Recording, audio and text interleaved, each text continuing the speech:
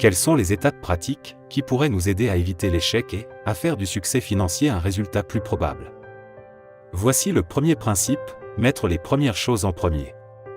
Parlant de nos besoins matériels de base, Jésus a dit, « Recherchez d'abord le royaume et la justice de Dieu, et tout cela vous sera donné en plus » Matthieu 6 verset 33.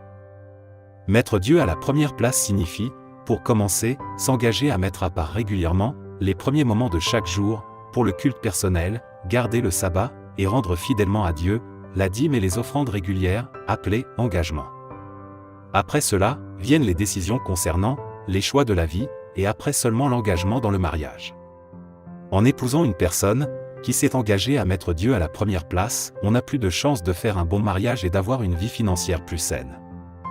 Le deuxième principe est travailler pour une bonne raison. On doit rechercher l'entretien et les profits, mais ne pas en faire la principale motivation de son travail. Paul nous dit, « Tout ce que vous faites, faites-le de tout votre cœur, comme pour le Seigneur et non pour des hommes, sachant que vous recevrez du Seigneur un héritage pour récompense. » En effet, le Seigneur, que vous servez, c'est le Christ, Colossiens 3 versets 23 et 24. Il nous dit aussi, « Ainsi donc, que vous mangiez, ou que vous buviez, ou quoi que vous fassiez, faites tout pour la gloire de Dieu. » 1 Corinthiens 10 verset 31. Le principe suivant est être un travailleur appliqué.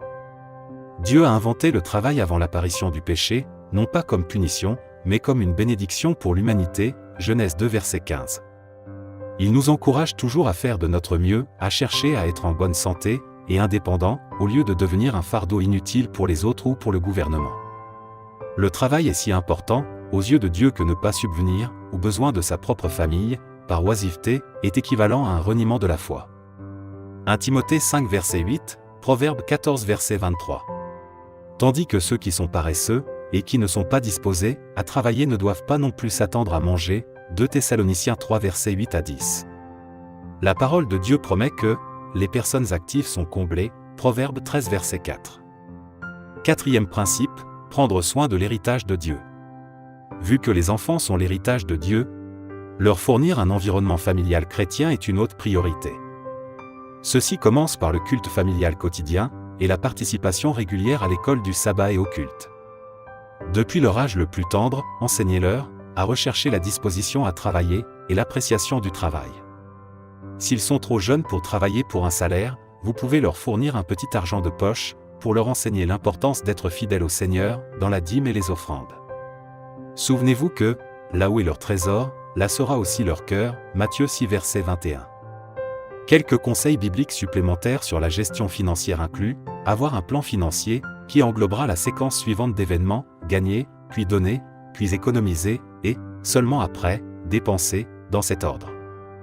Modifier cet ordre en dépensant avant d'avoir gagné, donné ou économisé est l'une des principales raisons qui expliquent les dettes. Toujours dépenser moins que ce qu'on gagne. Mettre de côté une partie de chaque période de paye.